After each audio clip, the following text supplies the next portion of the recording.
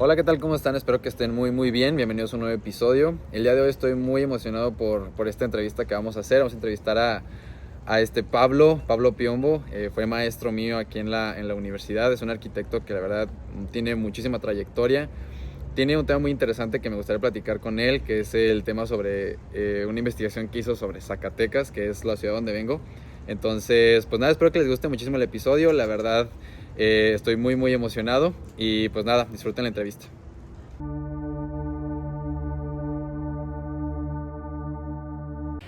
¿Qué tal, Pablo? ¿Cómo estás? Muy bien, Abel. Bienvenido al podcast. Muchas gracias por invitarme. No hay de qué. ¿Cómo te sientes? ¿Bien? Bien, todo en orden. Empezando la semana y muy contento de estar aquí contigo. Qué bueno. Muchas gracias por aceptar la entrevista. Claro que sí, con todo gusto. Oye, sé que eres muy fanático de andar en bicicleta. Cuéntame cómo nace este gusto. Pues mira, de pequeño empezó cuando mi papá me regaló una bicicleta, muy pequeño, yo creo que de haber tenido unos 3 4 años.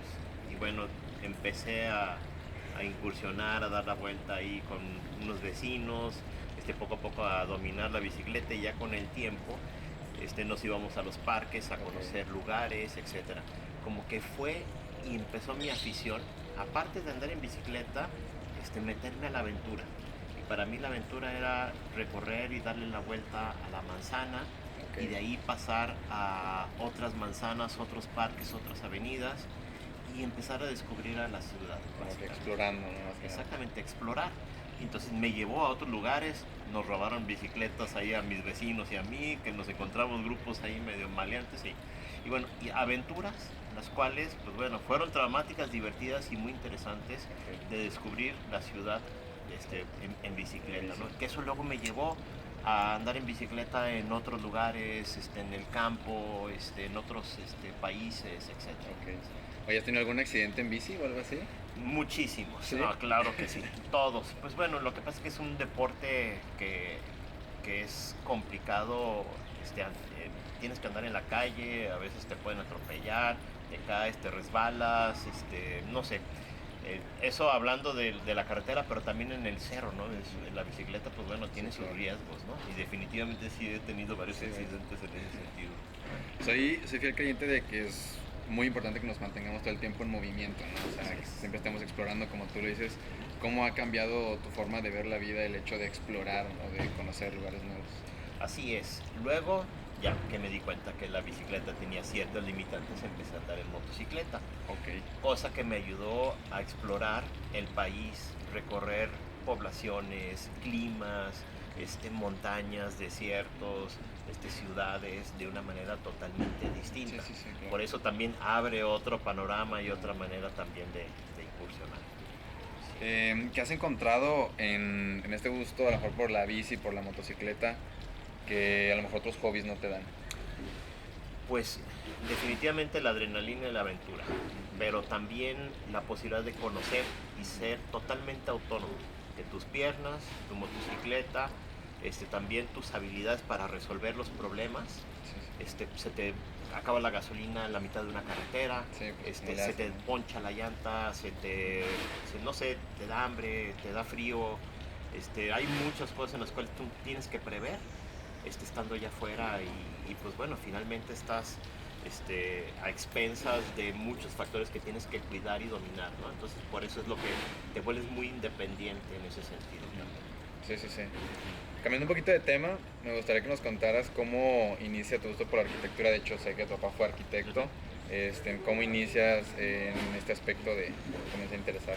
Pues bueno, como mencionaste, ¿no? Mi papá siempre ha estado involucrado, o estuvo involucrado en la arquitectura. Desde pequeño escuchabas estas conversaciones. Sí, claro. Venía muy seguido aquí al ITESO a sus clases desde pequeño. Así, mi papá empezó a impartir en la docencia desde que se tituló. Lo invitó Salvador de Alba Martín a formar parte del plantel docente, y desde ahí estuvo, pues bueno, hasta sus últimos momentos dando clases. Y eso pues obviamente me motivó, y siempre fue algo que tuve ahí cerca, ¿no? Como un respaldo. Pero aparte, sí, claro, sus amigos, las conversaciones, la manera de cómo también nos llevábamos y viajábamos y convivíamos, pues tenía una gran carga en torno a la arquitectura. Ahora regreso a la bicicleta. Yo siempre pues me metí mucho en arreglar bicicletas, en las motocicletas, etcétera, ¿no? Al inicio, bueno, ya ves, uno tiene que llevar la contra y pues no va Sí, inmediatamente a aceptar y meterse directo a lo que hace tu papá, ¿no? Sí, sí, quieres sí. encontrar tu camino. Y siempre estuve muy involucrado a todas esas cuestiones de diseño, ¿sí? Me interesaba mucho dibujar, no sé, me encanta todo lo que tiene que ver con la estética de los vehículos, la mecánica, las motocicletas, las bicicletas, me siguen gustando, ¿no? Realmente pareciera que tengo como una gran afición a ser un mecánico y diseñador, ¿no? Cuando empecé a ver, ya iba terminando la carrera, la prepa, perdón, tuve a excelentes profesores en el Instituto de Ciencias que me fueron guiando a entender el patrimonio. Así como que empezamos, nos llevaban de viajes de prácticas a Michoacán, a varios lugares de Jalisco, en donde empezó a ver como que esa forma también de descubrir, aparte de lo que yo estaba haciendo en la motocicleta, pero encontrar y entender pues, el significado de un convento del siglo XVI o poblaciones que llevaban ahí tiempo y cómo lograron adaptarse al contexto, ¿no?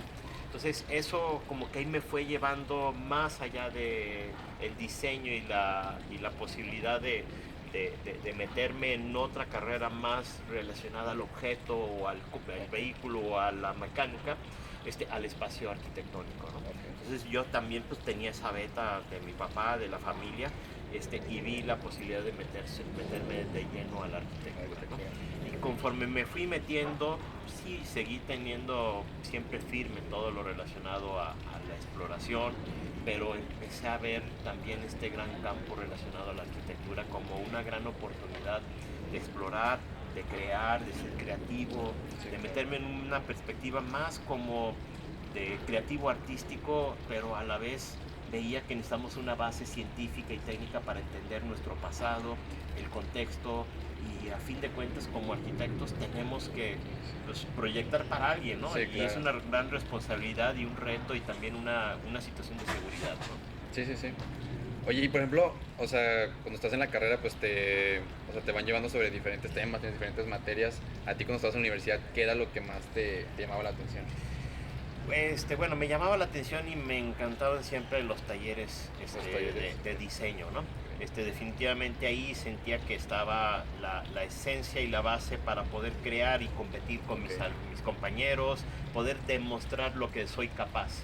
Pero obviamente no puede uno llegar a este taller sin haber cursado pues, las materias relacionadas a la construcción, al urbanismo, a la teoría, a la historia, y también bueno a las instalaciones, a los sistemas y procesos constructivos, etcétera, ¿no? Lo que ya tú conoces, ¿no? Pero sí ahí era el momento y el lugar en el cual me frustraba, me emocionaba, y lo veía como el gran reto y oportunidad de ir definiendo una postura arquitectónica propia dentro de lo que posteriormente iba a ser, ¿no? La universidad, bueno, y creo que es muy conocido que normalmente te da las bases para poder, ahora sí que continuar sobre tu camino en la vida. ¿Tú qué bases de la universidad sigues utilizando hasta hoy en día? Fíjate que hay muchas bases que podrían ser tangibles e intangibles, ¿no? O que son muy directas y muy precisas y otras que están ahí, que están permeando y cambiando y ajustando constantemente. Más bien, moldearon mi manera de ver las cosas, ¿no? Más ahorita es una pregunta interesante porque hace poco me encontré un libro que teníamos en la casa. Mi papá lo compró, pues yo creo que unos 5 años antes que empezar a estudiar arquitectura, y era un libro más o menos grande en donde salían los nombres de los arquitectos más importantes en ese momento, así como un libro contemporáneo, pero ya con 5 o 7 años de antigüedad, ¿no? Entonces ahí yo lo tomaba y veía a varios arquitectos importantes que modelaron 7 ciudades de Estados Unidos, ¿no? Entonces yo me acuerdo que tomaba ese libro, lo abría, lo veía y pues veía obras de Mies van der Rohe, de Le Corbusier, pero también de otros arquitectos actuales. Y yo veía las imágenes, los textos, y para mí eso fue como que un parteaguas, ¿no? Anteriormente era la manera de hacerse de información, ahora estás a un clic de un celular, te metes en una página, googleas Norman Foster o alguien que te interese actual y bueno, sabes y entiendes su proceso, es más, hasta puedes hasta conversar en el chat con ellos si tienes la suerte, ¿no? O alguien de que prepare o haga sus redes, ¿no? Entonces, ahora resulta muy interactivo a diferencia que antes te llevaba algo y ese libro tú lo depositabas en tu mente, ¿no? Y era parte de la esencia de lo que tú ibas a buscar, ¿no? Esto lo veo como varios arquitectos relacionados a la arquitectura tapatía trabajaban en ese momento cuando yo estudiaba.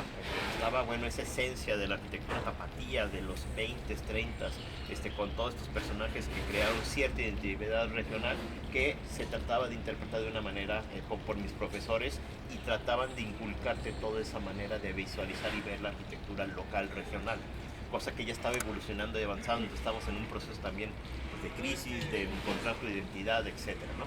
Todo esto pues, nos lleva a lo que hago en la actualidad, ¿no? Así definitivamente no puedo desandar lo que ya he andado, pero también se cruza todo este material contemporáneo de lo que sucede, de lo que vemos y de cómo también vivimos ahora, a diferencia de cuando yo estudié, ¿no? Que es totalmente distinto. Oye, por ejemplo, ahorita que mencionas de este libro, ¿hay algún libro en particular, ya sea de arquitectura o sobre otro tema que realmente te haya marcado y te haya hecho ver las cosas de una manera diferente? Sí, caray, hay varios, pero un libro de Hassan Fatih de Arquitectura para los Pobres, a mí me cambió sustancialmente, ¿no? El hecho de entender cómo con un material, el adobe, la tierra, en un lugar desértico, cerca en Egipto, puede una persona hacer cosas tan increíbles y hermosas y tan humanas. Me dio también esa gran oportunidad de ver que la arquitectura puede, o lo que hacemos puede tener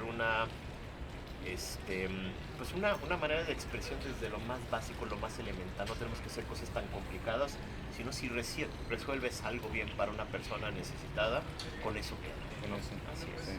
Ese es un libro, pues, por eso. ¿Qué es lo que te lleva a interesarte en la restauración de monumentos, de a lo mejor de propiedades?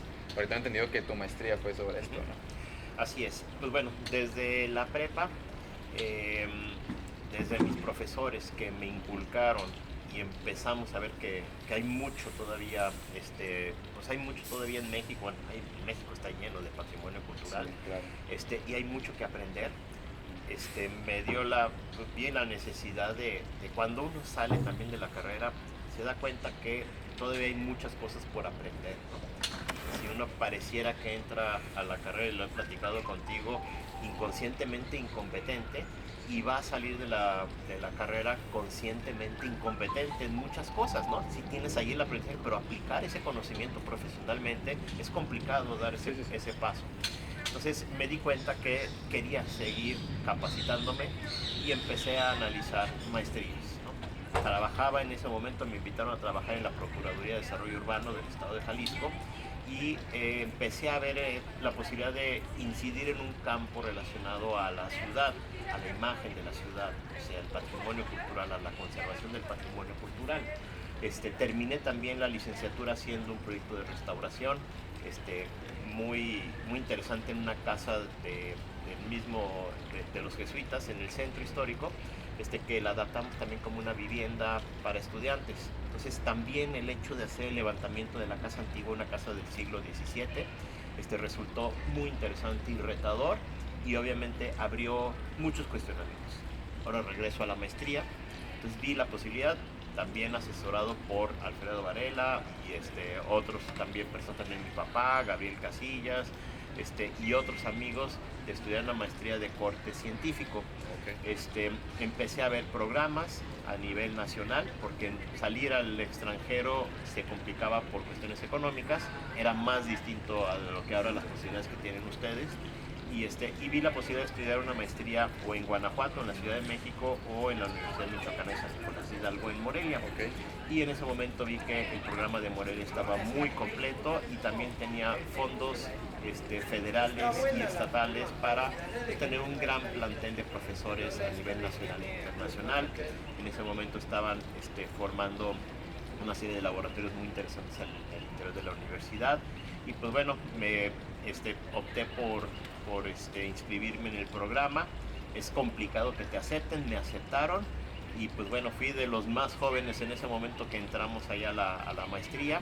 Fue una maestría muy, muy demandante en todo lo que se me pedía de leer, de trabajar. Era un nivel muy elevado de la maestría, ¿no? Fue muy interesante porque me llevó a esta postura posiblemente artística que tenía, a una postura totalmente científica y técnica. ¿Sí? Necesitábamos química de materiales, teoría, historia, leer mucho al respecto y por lo tanto me ayudó a profundizar dentro de la arquitectura, el urbanismo, la historia, y también la conservación de sitios y monumentos de una manera totalmente radical y distinta de lo que yo hubiera pensado ser capaz, claro. ¿no? Entonces fue todo un reto muy interesante la maestría. Por ejemplo, ya terminando la maestría, y bueno, ahorita con toda la experiencia que tienes, ¿cómo tú definirías desde tu postura y desde lo que tú haces, cómo definirías tú la arquitectura? Pues bueno, la arquitectura, fíjate que en su momento y cuando estudié era muy importante tener una definición de arquitectura, ¿no? Como que era un momento en el cual como arquitectos reflexionábamos y tratábamos de simplificar o ampliar o definir tu postura dentro de lo que sería toda esta disciplina, rama de conocimiento y de propuesta. Hijo hermano, definitivamente llega un momento que uno desiste de poder definir la arquitectura porque tiene que ver mucho con factores, ¿no? Con demasiados elementos en los cuales se integran y se meten en toda esta conversación, ¿no? Pero a final de cuentas tiene que ver con una expresión en tiempo y espacio que uno trata de lograr desarrollar a partir de cumplir con ciertos objetivos de función, de belleza, de estructura, de seguridad, pero también cumpliendo con elementos importantes del pasado, de la tradición, y también implica la posibilidad de que tú desarrolles esta gran capacidad de observación y entendimiento de lo que te rodea, ¿no? Es muy amplio, ¿no? Muy ambiguo, así como para mencionar ahorita en este momento, pero sí, definitivamente me ha ido dejando claro que es importante y es necesario ampliar tu panorama, tratar de incluir lo más posible todos estos factores, pero también integrarlos a la ecuación para que lo que tú hagas sea lo más completo posible y no dejes fuera elementos en los cuales posiblemente sean necesarios o sean pertinentes considerar, tanto en lo arquitectónico como en lo urbanístico, ¿no? Sí, claro, eso es muy, muy importante. Cuando egresamos, bueno, normalmente, y es bien sabido que todos los egresados pues se enfrentan con una cruda realidad, ¿no? Que es totalmente lo contrario a lo que cuando estabas estudiando. ¿Con qué realidad te enfrentaste tú cuando sales? Pues ha sido muy movido todo este camino desde que salí de la carrera y he ido encontrando muchos espacios y nichos en los cuales puedo proponer, ¿no? No voy a decir que uno es mayor o menor, pero desde el hecho de impartir, estar en la docencia, dar clases, trabajar en el gobierno, en mi oficina, con amigos, bueno, también desde el ITESO, me he dado la oportunidad de siempre estar y todo el día al 100%, ¿no? Entonces me tiene muy entretenido. Posiblemente en ocasiones ha habido crisis y definitivamente sí ha habido crisis de todo tipo, pero también son retos en los cuales uno trata de empujar para salir adelante, ¿no? Bueno, también viene luego la familia, me casé, mis hijas, no sé, ha habido muchas cosas en las cuales uno como que tiene la mente puesta y lo que trato es no quedarme estático, ¿no? Y eso es lo que he estado haciendo, ¿no? Si en un momento es necesario estudiar, en otro momento es necesario trabajar, lo he hecho y con todas las ganas, ¿no? de salir adelante, de hacer mi mejor esfuerzo, mi mejor trabajo, más que para trascender, sentirme contento conmigo, de lo que soy, conmigo mismo, de lo que soy capaz de hacer, ¿no? Entonces sí ha sido complicado, definitivamente yo creo que pues nadie la tiene fácil. Sí. Todo es un reto en cuanto a cuando uno sale allá a trabajar, y pues lo que más cuesta trabajo posiblemente sería también, aparte de lo que he comentado, pues trabajar y poner en marcha todo este conocimiento que tienes de una manera muy clara y precisa. A veces uno cuando estás estudiando, haces tu trabajo sintiéndote totalmente capaz de lo que estás haciendo. Pero cuando estás allá afuera empiezan a entrar dudas y ahí es donde uno tiene que entrar con esta seguridad de que lo que haga tienes que hacerlo de la mejor manera y estar capaz y seguro de lo que haces que está bien, pero obviamente con un proceso muy importante de autocrítica de lo que estás haciendo. ¿Sí? Siempre reflexionar y no cerrarte a decir, bueno, lo que hago estoy convencido que está bien, pues sí, pero analiza, revisa, y checa que lo que estás haciendo funciona y sirve. Y es lo más adecuado de acuerdo a tus capacidades y conocimientos. Ser consciente de lo que estás haciendo, ¿no? Así es. ¿Cómo consigues hacerte tus primeros proyectos? Tú como arquitecto cuando recién egresas, pues sí, como que te den un proyecto pues es bastante complicado. ¿Cómo llegas a eso? Pues es la confianza que te tienen las personas que están cercanas a ti, definitivamente. Ahí empiezas, ¿no? Como tu primer círculo, ¿no? Claro que sí, ¿no? A ver, pues hacerle el baño a la abuelita, la clásica. ¿Qué profesor no te ha dicho eso, no? No va por ahí. Básicamente es que el trabajo los cimientos que uno hace en la licenciatura y en la maestría también, y por qué no también en el doctorado, te ayuda. A ver, la gente te empieza a conocer y saben de las capacidades, de la importancia que tienes tú, ¿sí? Entonces ahí es donde empiezas a construir tus redes sociales de trabajo, tanto con alumnos, con profesores, y gente que está ya observándote, ¿sí? A fin de cuentas nos están observando, siempre te están observando a ver qué es lo que estás haciendo y eso, ¿no? Y yo lo veo después de ya un tiempo de que salí de estudiar, seguimos echándonos telefonazos, oye, ¿qué opinas de esto? O alguien me habla y me dice, oye, ayúdame con ese trabajo, no sé, complementemos aquí con esto, ¿no? Así como que uno va siempre teniendo y anclándose con sus amigos, la gente que sabe y valora tu trabajo. Sí, claro, tus redes, ¿no? De alguna manera. Oye, y por ejemplo, cuando llega un cliente y bueno, te dice, sabes que por ejemplo, no sé, quiero esta casa o quiero este edificio, ¿qué es lo primero que tú haces al iniciar un proyecto? Pues bueno, es un trabajo en el cual tienes que crear un ambiente más que de confianza, que sepan que están ellos en buenas manos, ¿no? De alguien que sabe su trabajo, su oficio. La experiencia a veces es complicada porque la tienes que adquirir inicialmente. Alguien tiene que darte esa primera como fe de que sabes hacer las cosas, pero ya uno conforme va creando pues un antecedente, un nombre o proyectos, vas trabajando, pues vas teniendo esa mayor confianza, ¿no? Entonces al inicio pues sí, tienes que ser muy profesional, muy cauto, muy cauteloso con todos los datos, el trabajo, lo que se pregunta, el orden, la organización de lo que uno hace para que las personas en las cuales están depositando su confianza, pues puedas tú salir adelante, ¿no? Y eso para mí es lo más importante, ¿no? Así el contacto, el trabajo, que te vean ahí, que sepan que todos los pasos que están haciendo están bien tomados en cuenta y que no das pasos en los cuales pueda costar dinero negativo, ¿no? O algo, algo que puedas causar. No hay que minimizar siempre todo ese tipo de riesgos y prever los pasos, ¿no? Esto, pues bueno, organizarte muy bien, tener un buen calendario, un buen programa de obra, para desarrollar un proyecto o para hacer un estudio, etcétera, ¿no? Entonces, para eso pues hay que investigar y analizar de fondo, ¿no? Sí, claro. Tú como, o sea, que realmente tu maestría fue de estudiar ahora sí que realmente un entorno y una historia, ¿qué tan importante crees que sea esto respecto a un proyecto, ¿no? Con antecedentes? Pues mira, entre más conozcas algo, mejores decisiones vas a tomar a futuro. Así, todo el trabajo que hacemos es en prospectiva, o sea, adelante. Así, ahorita puede ser que vayamos a hacer tú y yo una casa que todavía no existe, ¿no? O sea, es un trabajo a futuro. ¿Qué tenemos que hacer antes de hacer un trabajo en retrospectiva, o sea, en el pasado? Así, bueno, vamos analizando qué se ha hecho, cómo se ha hecho, en dónde, bajo qué condiciones, bajo qué circunstancias y cómo ha ido evolucionando. Entonces, entre más información tengas, mejores decisiones puedes tomar a futuro. Ok. Básicamente. Una pregunta curiosa y cambiando un poco de tema, ¿cómo comienzas a ser maestro? Me invitaron a impartir clases de diseño arquitectónico. En ese momento se llamaba Fundamentos del Diseño. Okay. Entonces, fue interesante porque era un grupo de profesores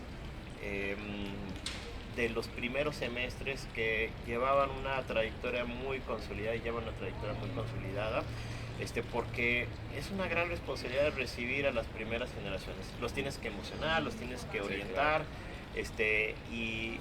Y también los tienes que preparar en el rigor característico de la disciplina, ¿no? Entonces, hay que ser muy cuidadosos para que las personas que entren las logres motivar y emocionar, ¿no? Entonces,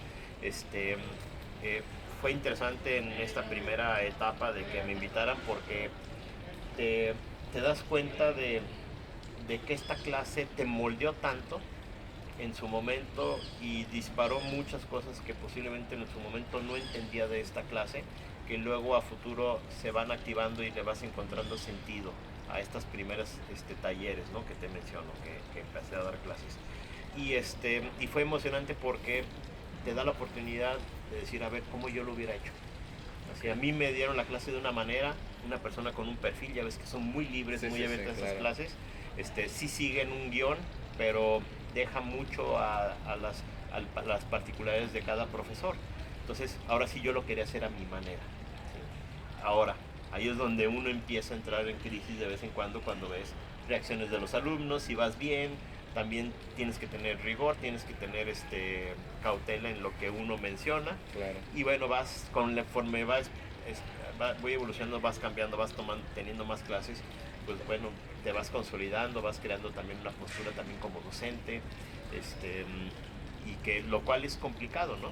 Si recibes comentarios de los alumnos, recibes comentarios de tus academias, tienes que hacer ajustes y también flexible a cambiar y avanzar, ¿no? También me costaba trabajo considerar que en ocasiones tienes que entender a quién estás dando las clases. Sí, claro. Pues uno llega con un gran rigor, considero que vienes de la maestría, que también mis profesores fueron rudísimos, y también otra cosa, es otra generación, claro.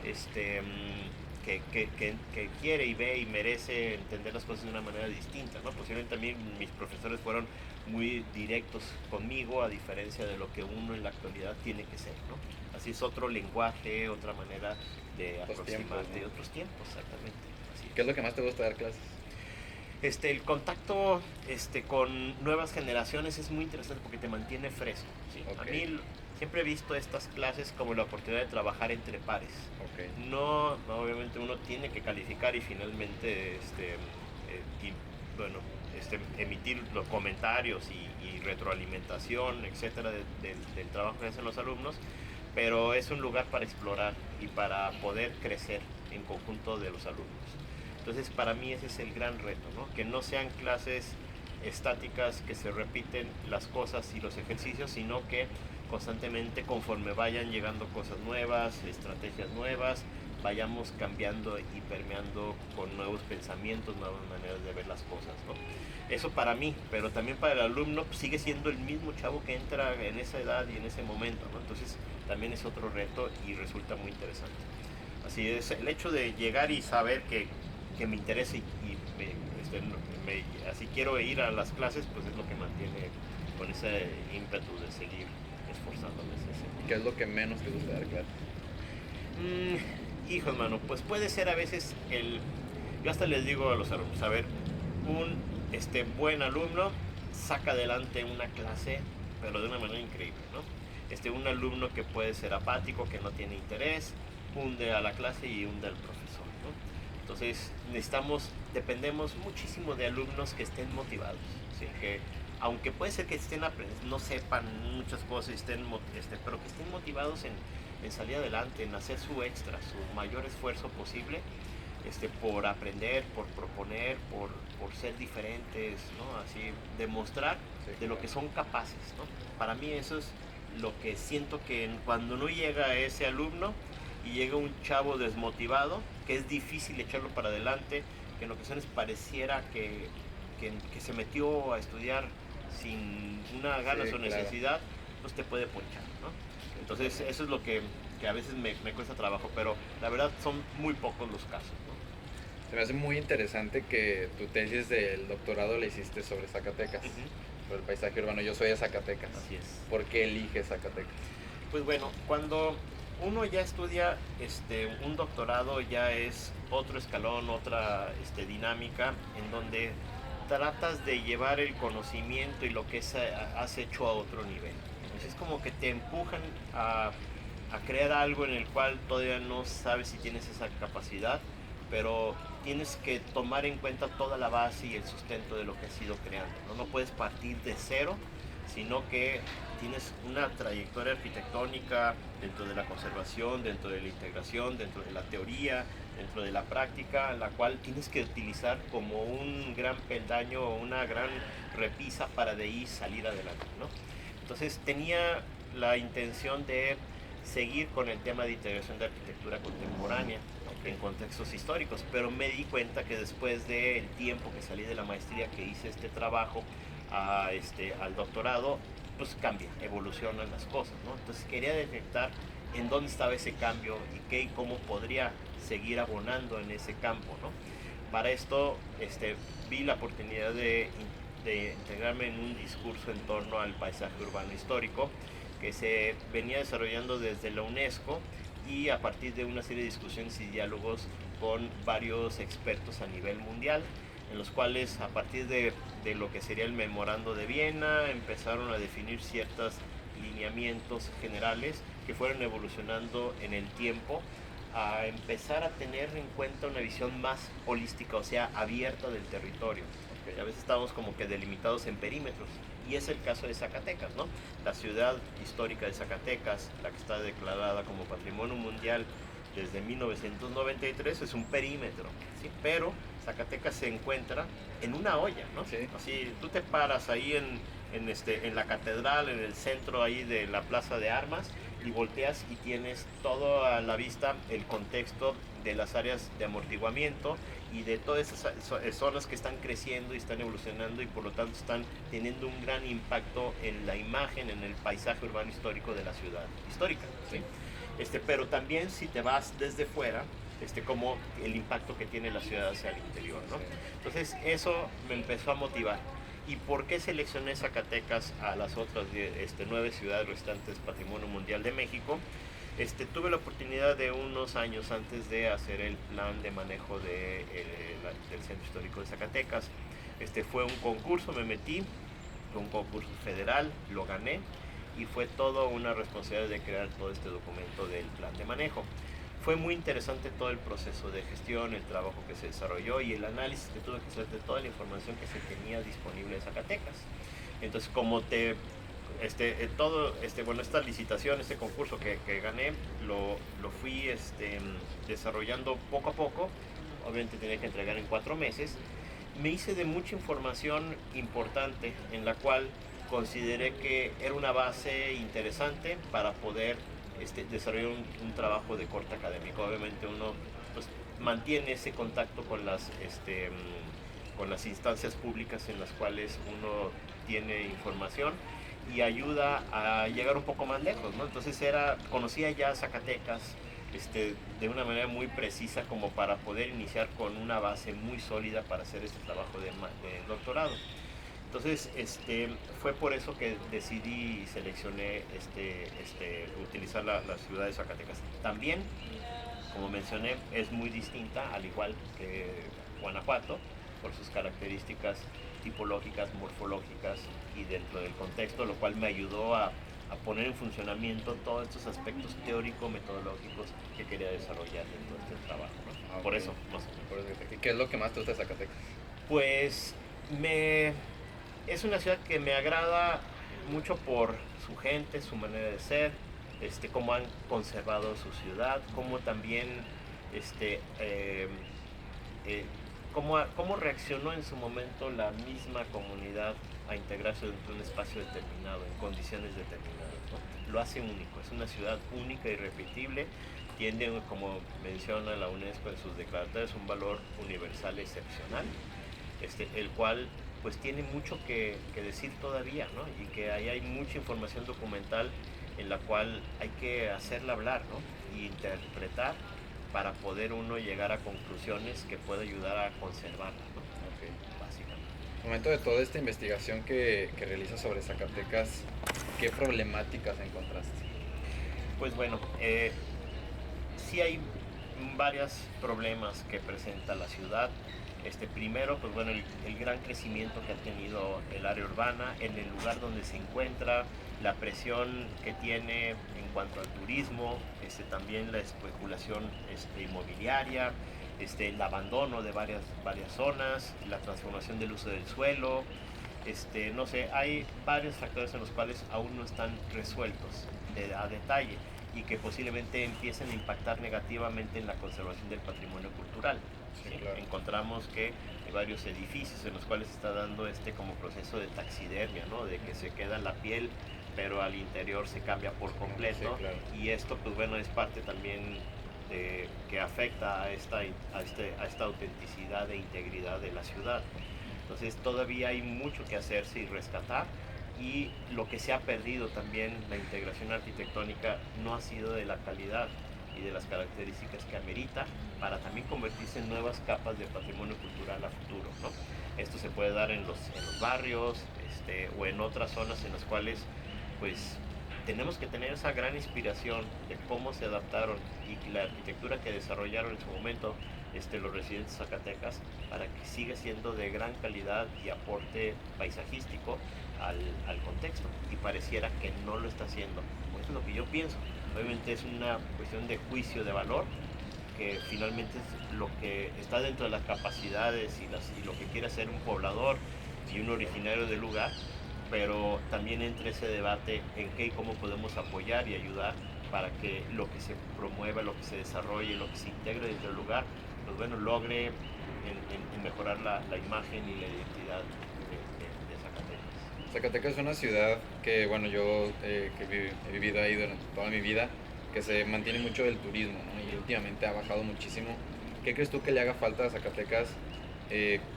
¿O qué crees que es lo que no tenga como ciudades como Guanajuato, Puebla, que han logrado traer muchísimo turismo? ¿Qué crees que le haga falta para poder lograr? Después de la pandemia, Zacatecas ha perdido muchísimo turismo. Sí, Perdió gran competitividad, y tengo entendido que la persona que llega a Zacatecas se hospeda 1.2 días, a diferencia de otras ciudades en las cuales el tiempo de estancia es mayor. Posiblemente el enfoque que en su momento fue muy beneficioso en torno al turismo, y a un turismo en particular que tiene que ver con los museos, las obras de arte, ya se haya acabado, o se haya pues se encuentra en crisis, ¿no? En este caso es donde tienen los zacatecanos en que encontrar otros elementos en los cuales fomente y abone o ayude al turismo a quedarse más en ese lugar, ¿no? Te voy a poner un ejemplo, ¿no? Lo que sucedió recientemente con esta película de James Bond de la Ciudad de México, en donde hicieron todo un espectáculo en torno a este festival de la muerte, y de cómo la gente se pintaba la cara y se vestía de calacas, ¿no? Sí, claro. Que no existía, ¿sí? Y se consolidó, y ahora es un festival en el cual ya no lo perdonó a la gente, y fue hace poco, ¿no? Sí, sí, Además, sí. hasta la Fórmula 1 tiene que estar una semana antes o después de este festival como para poderse adaptar, ¿no? Entonces eso es lo que le falta a Zacatecas, empezar a encontrar nuevas dinámicas que puedan favorecer y fortalecer el turismo, ¿no? Al igual también otros problemas que tenemos en el país, que no solo es caso de Zacatecas, pero también la seguridad ha pegado mucho, ¿no? Sí, bastante. Buenísimo. ¿Cómo cambia tu perspectiva sobre a lo mejor la arquitectura después de que realizas esta investigación sobre Zacatecas?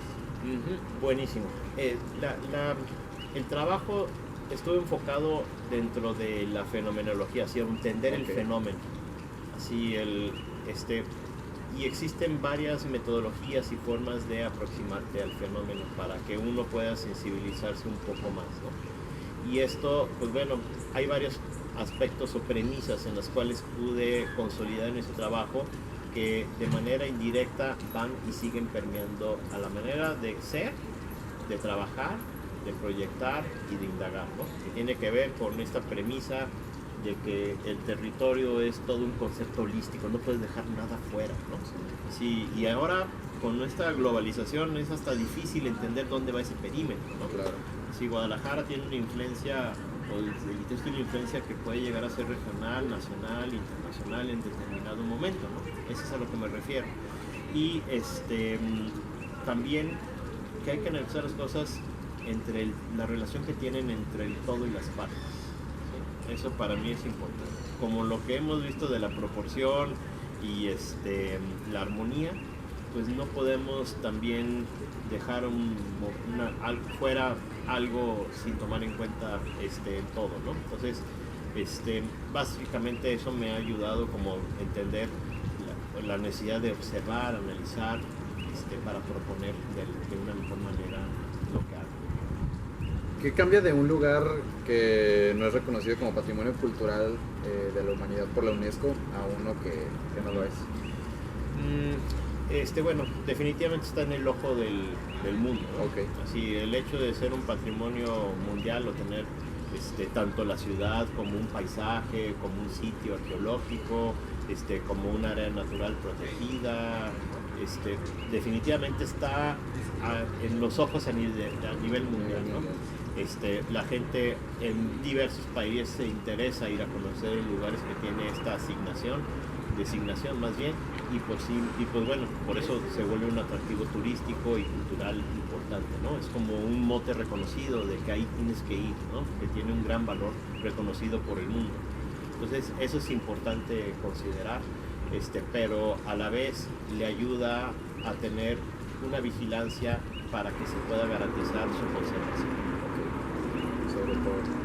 Estuviste en la Secretaría de Cultura del Gobierno del Estado de Jalisco como director de Patrimonio Artístico Histórico. Así es. ¿Cómo llegas aquí?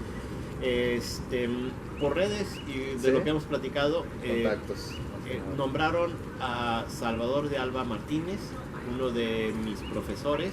Yo creo que fue el mejor profesor que tuve en la carrera y sigue siendo uno de mis mejores profesores de la vida, y todo eso seguimos siendo muy amigos y platicando muy seguido, pues, de la docencia, de la arquitectura, de la familia, etcétera, ¿no? Con Salvador hice una muy buena relación.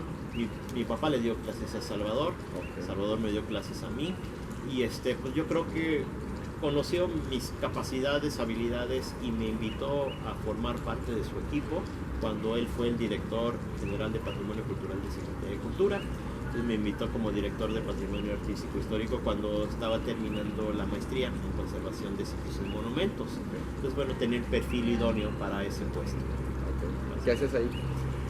Tenían que ver con muchas actividades, eran varias atribuciones que nos daba la ley estatal de patrimonio cultural, que tenía que ver con cuestiones de dictaminación, okay. De inmuebles artísticos, relevantes, ambientales, que también apoyamos lo que no podía hacer el Instituto Nacional de Bellas Artes y Literatura en el Estado, pues apoyábamos también con la dictaminación y conservación de los monumentos que se encuentran en el Estado de Jalisco, ¿no? Para esto, pues bueno, veíamos la pertinencia de desarrollar perímetros, catálogos, inventario del patrimonio cultural, también asesoría a particulares en cuestiones de conservación, darles la oportunidad de que vean y que los inmuebles puedan lograrse y ganar la vida de la mejor manera posible, ¿no?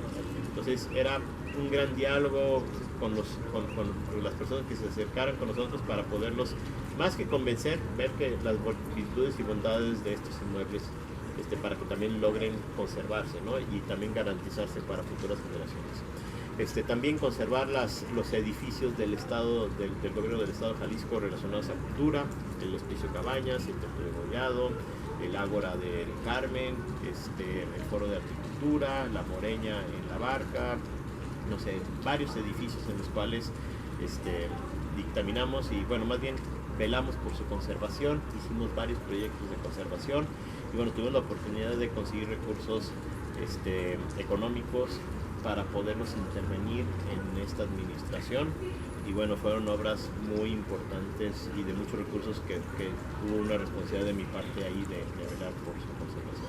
Al igual que conseguimos recursos para apoyar a municipios en intervenciones en obras importantes del patrimonio cultural que ellos tenían. Entonces era conseguir recursos de federales, estatales, municipales y también de iniciativa privada para lograr tener bolsas más grandes de recursos para poder intervenir un templo, unos portales, puente, plaza de toros, muchos edificios. Bueno, estando durante este puesto y también respecto a tu postura arquitectónica, hoy en día Guadalajara se está convirtiendo en una ciudad vertical, ¿no? Que también se está causando muchísima gentrificación. ¿Cuál es tu postura ante esto? Pues bueno, de lo que es más, hace poco platicando con unos alumnos, si vemos Guadalajara en 1900 era una ciudad de 277,000 habitantes y ahorita tenemos una ciudad de 5,300,000 habitantes, ¿no?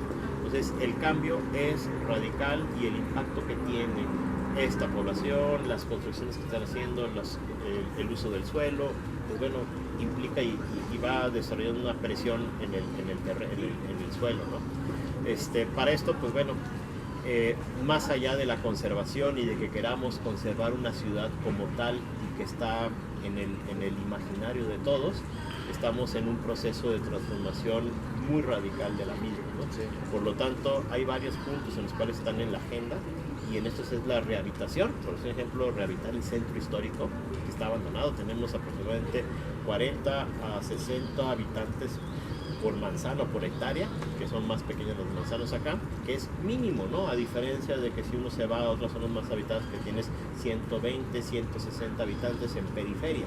Pues tenemos un problema de movilidad y una crisis también completa que se está desarrollando de seguridad, de uso del suelo, etcétera, ¿no? Y por lo tanto, la posibilidad de redensificar está en la agenda. El problema no es que se redensifique, lo tenemos que hacer. El asunto es cómo, ¿sí? Y el impacto que tiene volumétricamente un edificio en la ciudad, pues tiene un impacto muy fuerte, ¿no? Muy agresivo, de cambio de identidad, de imagen, de paisaje urbano, en el cual las decisiones que se tomen pues van a tener un sello y un perjuicio o beneficio, en este caso, por mucho tiempo en la ciudad. ¿Y qué solución crees que tenga todo este tema de la gentrificación? Pues la gentrificación es un proceso que se va dando en las ciudades, es difícil de controlar, sí, por cuestiones del valor de la tierra, ¿no? Y en ocasiones pues es un proceso natural que vive en todas las ciudades.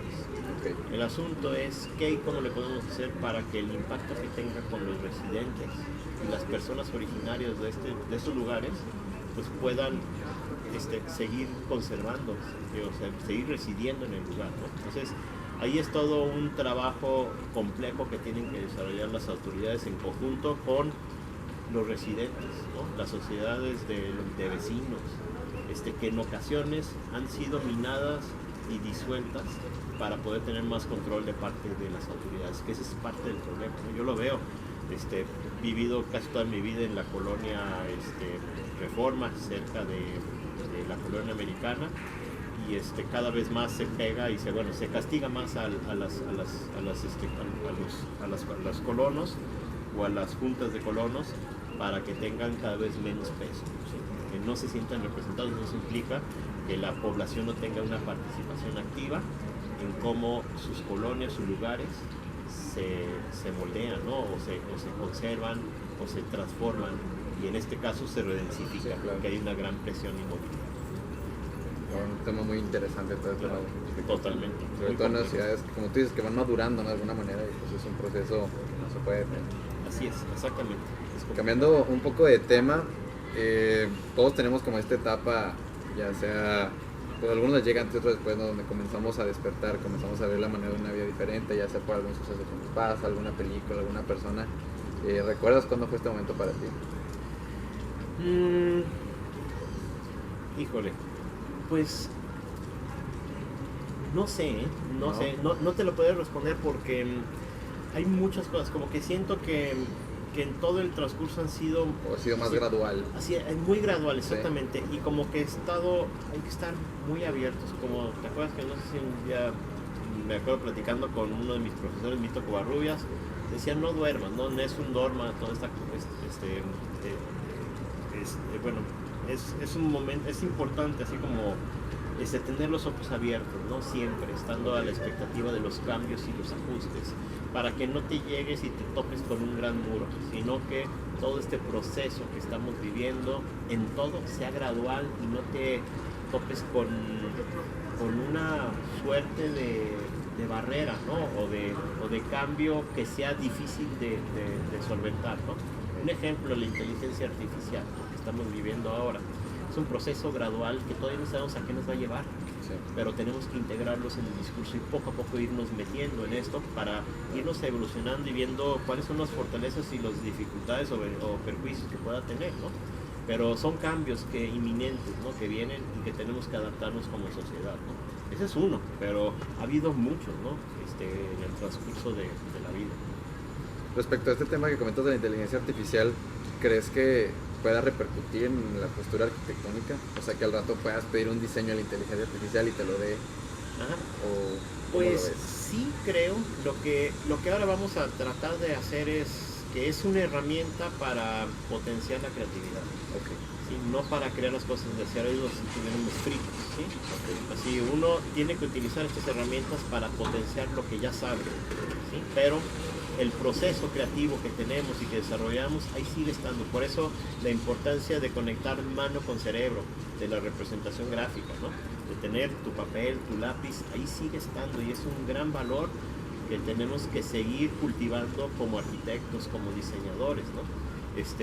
La computadora también llega, nos ayuda a potenciar también nuestros diseños, a crear alternativas de cambiar, de ajustar, de ver. Nos estamos haciendo sacos a la medida también para nuestros clientes, en los cuales pues, tener estas herramientas nos ayuda a explorar y experimentar. Y la inteligencia artificial nos puede llevar a ajustar, a definir, a precisar y a ver cosas que posiblemente en la ecuación no tomamos en cuenta, y ahora tenemos esa capacidad de integrar y visualizar más a detalle las soluciones y las alternativas a nuestros proyectos. Entonces, yo estoy muy emocionado, todo el rato llego así con cara de a ver qué y cómo puedo utilizar estas herramientas para mejorar mis diseños, mis proyectos, pero no, insisto, dejar a que la inteligencia artificial te diga qué hacer desde el inicio, desde las bases. Eso es lo. Es que no utilizarlo como una herramienta más, pero las bases sean personales, ¿no? Claro que sí. Eso es lo que opino en este momento, ¿verdad? Okay, puede sí, ser claro. que luego empiecen a cambiar las cosas conforme tengamos herramientas más potentes que te ayuden a incursionar de una manera distinta dentro del proceso.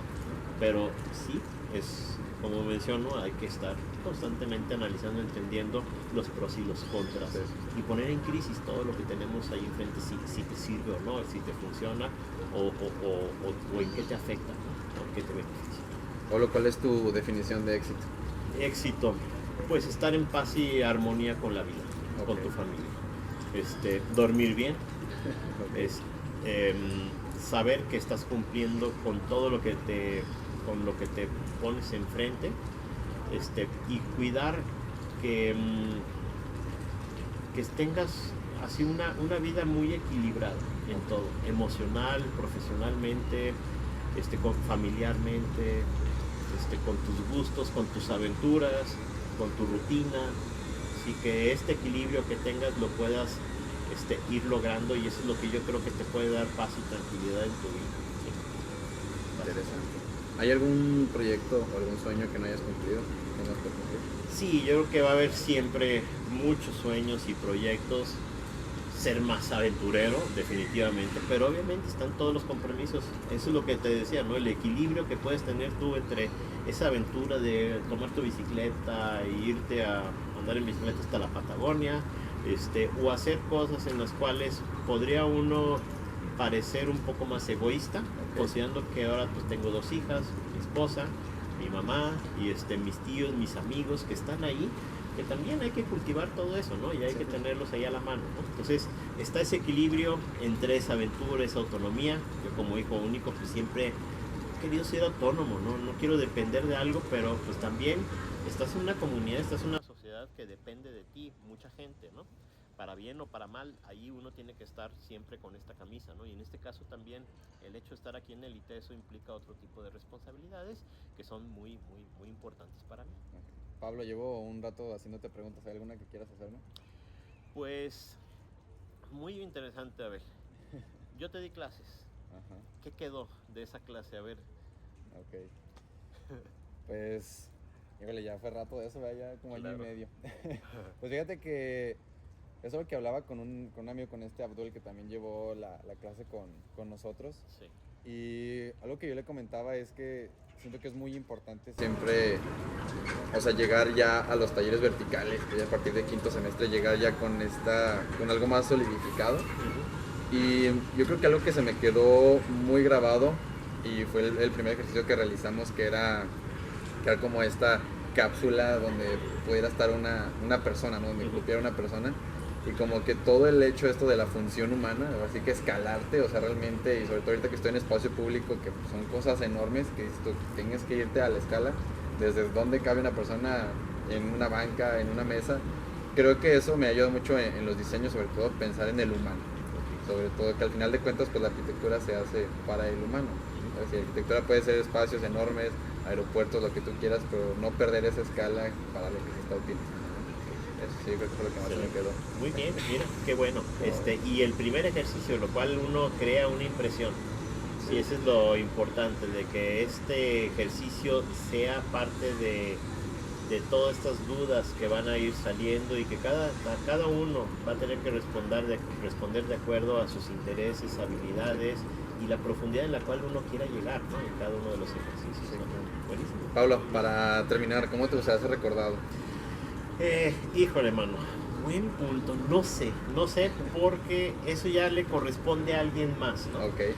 A veces es difícil uno entender qué sucede o qué impresión deja uno en las personas.